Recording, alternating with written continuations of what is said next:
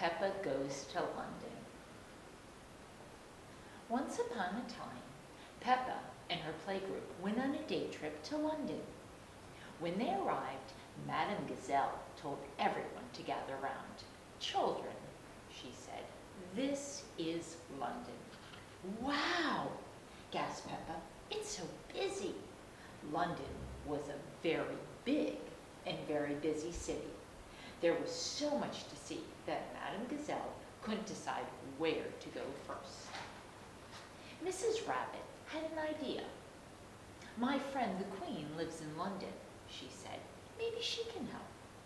The Queen's house is called Buckingham Palace. Mrs. Rabbit went up to the front gate and rang the bell. "Yes?" said a very grand voice. "Who are you?" "It's Miss Rabbit," said Miss Rabbit. "Ah, come in," the voice said. The voice belonged to the Queen. "Hello, everyone," she said. "Hello, Queen," shouted the children. "We're visiting London for the day," said Peppa, "but we don't know where to go." "London is my city," said the Queen. "I shall give you a guided tour." The Queen led Peppa and her friends out onto the street. She flagged down a bright red bus. "Mr. Driver," she said, "please may we borrow your bus?" "You must be joking," sniffed the driver. "No," replied the Queen. "I am your Queen." The driver helped everyone onto the bus. If the Queen asked you to do something, you must do it. Peppa had never been on a bus like this before. "It has stairs in it," she gasped. The Queen showed the children up to the top deck. From up there, they could see everything. Ting, ting, the bus set off. "First stop, Big Ben," said the Queen. The bus stopped in front of Big Ben. "Big Ben is a clock tower," said the Queen. "It helps us tell the time." Edmund Elephant shook his head. "Actually, Big Ben is the bell inside, not the tower itself." Edmund knew a lot for a little elephant. Edmund was a clever claus. "That was loud," exclaimed Danny Dog. "That is the sound of Big Ben telling us the time," said the Queen. "It rang 3 times. So it's 3 o'clock. Pedro Pony had a question. "If the clock ran 6 times, would that make it 6 o'clock?" "Yes, it would," said the Queen. "And if it rang 100 times?"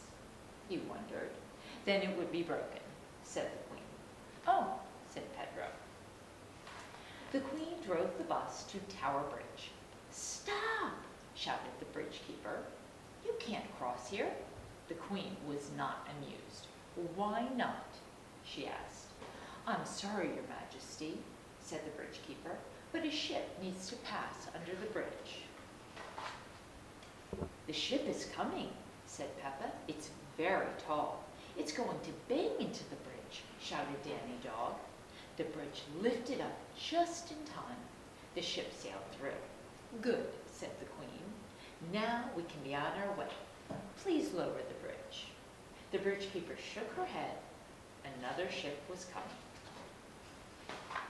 The Queen wanted to get going. Peppa and her friends couldn't wait around all day. "Hold on tight, everyone," she cried. Whee! The bus zoomed onto the bridge and then, kerrunk, it got stuck in the middle. "Now what to do?" asked Miss Rabbit. "Everybody move to the front of the bus," ordered the Queen. 1, 2, 3, go!" shouted Peppa. The bus started to tip and wobble, creak, then vroom down to the other side of the bridge. Hooray! The Queen was very good at driving buses. "Are you enjoying the tour?" asked the Queen. "Yes, Your Majesty," bellowed the children. "Open-top buses are the best," said Peppa.